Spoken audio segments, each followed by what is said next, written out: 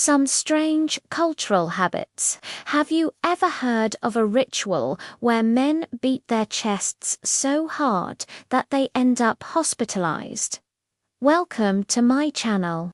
And today let's find out all about Ashura Chest Beating Ritual, or Matam, in Iraq. Every year on the 10th day of Muharram, the first month in the Islamic calendar, the Shiite Muslims in Iraq observe the Ashura, which commemorates the martyrdom of Imam Hussein, the grandson of Prophet Muhammad and the son of Ali. The day is also known as the Day of Remembrance for all the martyrs of Karbala. It falls either in the month of July or August, according to the Gregorian calendar. This day is a public holiday in Iraq and some other Muslim countries. The most important ritual of Ashura is known as Matam, which means to weep. But it's more than just weeping. There are various forms of Matam. These include beating one's chest, head, back and other parts of the body with chains, knives, sticks and whips. Some go to the extent of inflicting self-harm by digging their fingernails into their heads, pulling out their hair and even gouging out their eyes. They do this to express sorrow over the death of Imam Hussein. Can you imagine the pain they must be in? Must be excruciating. Now let's find out how this unique and painful tradition actually came to life. In the year 680 CE, there was a battle between the forces of Imam Hussein and those of his cousin, Muawiyah, who had raised an army to fight against Hussein. The battle took place near the town of Karbala. On the last day of the battle, Imam Hussein and his 72 companions were killed. Their heads were cut off and sent to the ruler of Syria. Ever since then, every year on the 10th day of Muharram, the Shiites remember the martyrdom of Imam Hussein and his companions at Karbala and reenact the tragedy through Matam.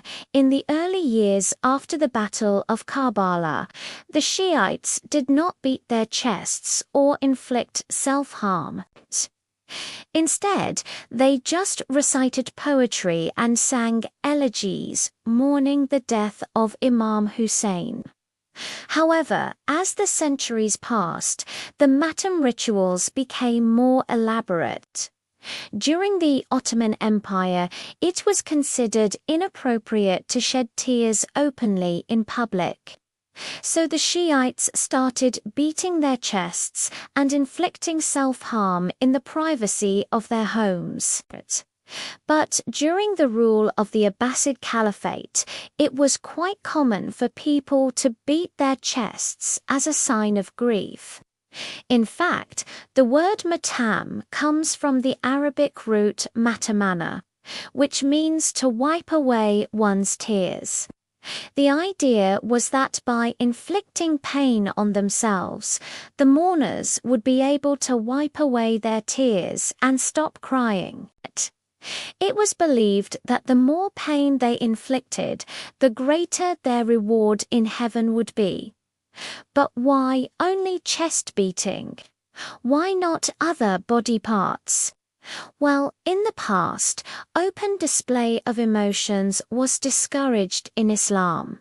A person showing emotions like anger or sadness in public was looked down upon. This is why the chest was chosen for the beating. The chest is the part of the body that beats faster when a person is sad or crying.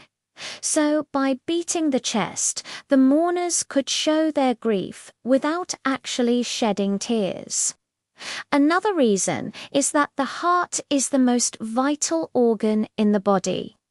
By beating their chests, the mourners showed that they were willing to sacrifice their very life to express their grief. Today, the Ashura celebrations have become a major tourist attraction in Iraq. Every year, thousands of tourists visit the country to witness this unique cultural event.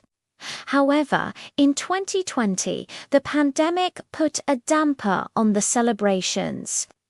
For the first time in recent history, the Iraqi Shiites were not allowed to gather in large numbers to observe Ashura. The government had imposed a curfew and banned all public gatherings. This was done to prevent the spread of the coronavirus. As a result, the chest beating and other rituals were performed on a much smaller scale. Some families confined themselves to their homes, while others gathered in small groups in mosques or shrines. While I certainly can't say that I would enjoy watching this festival, but I can understand why it's such an important part of the Shiite Muslim culture.